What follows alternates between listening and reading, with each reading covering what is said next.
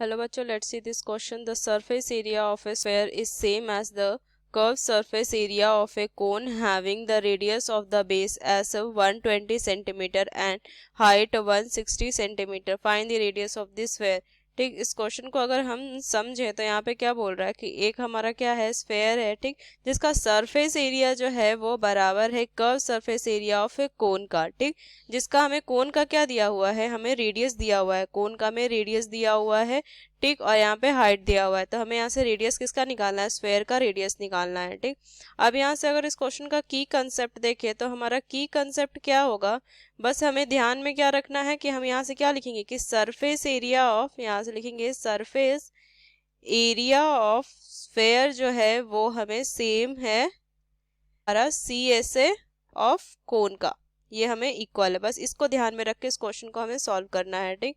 तो सबसे पहले अगर हम देखें तो यहाँ पे हमें यहाँ से CSA ऑफ कोन के लिए हमें यहाँ से लैटरल हाइट की जरूरत पड़ेगी। तो अगर लैटरल हाइट अगर देखें, जिसे हम यहाँ से लिख सकते हैं, ये हमारा क्या होता है, लैटरल हाइट, ठीक, लैटरल हाइट। तो L इजिकल टू क्या होता है, यहाँ से अगर हम देखें तो ये होता है R स्क्वायर प्लस में H स्क्वायर, ये होता है, ठीक। और यहाँ से हमें दिया हुआ है रेडियस, ठीक, यहाँ से अगर हम देखें R तो दिया हुआ है 120 ना, और यहाँ से H देखें हाइट तो 160 दिया हुआ है, ठीक। यहाँ से तो यहाँ से हम क्या लिखेंगे, ये हो जाएगा हमारा 120 का स्क्वायर प्लस में 160 का स्क्वायर, ये हो जाएगा, ठीक। और यहाँ से हमारा अंडर रूट, तो कितना हो जाएगा, यहाँ से हो जाएगा ये हमारा, तो यहाँ से 14,400 प्लस में यहाँ हो जाएगा हमारा 25,600, ये हो जाएगा, ठीक। तो यहाँ से अगर हम देखें तो दोनों को ऐड करेंगे तो कितना हो जाएगा, ये हो जाएगा हमारा 40,000, ये हो जाएगा, ठीक। तो यहाँ से कितना हो जाएगा वैल्यू, 40,000 का हमारा वैल्यू जो आ जाएगा वो आ जाएगा 200। तो यहाँ से हम लिखेंगे ये हो जाएगा हमारा 200, ठीक, ये हो जाएगा हमारा कितना, लैटरल हाइट हो जाएगा सेंटीमीटर में, ठीक।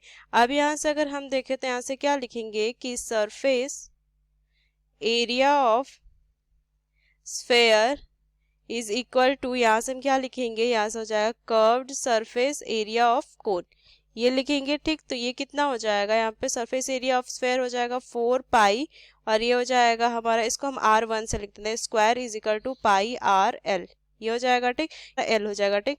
अब यहाँ से अगर हम देखें तो पाई से हम पाई हटा देते हैं, ठीक।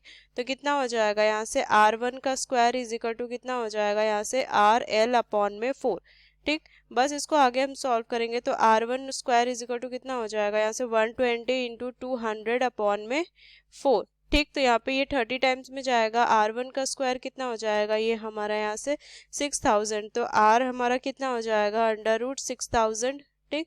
तो यहाँ से जो R1 की वैल्यू आ जाएगी वो आ जाएगी हमारा 77.46 सेंटीमीटर, ठीक।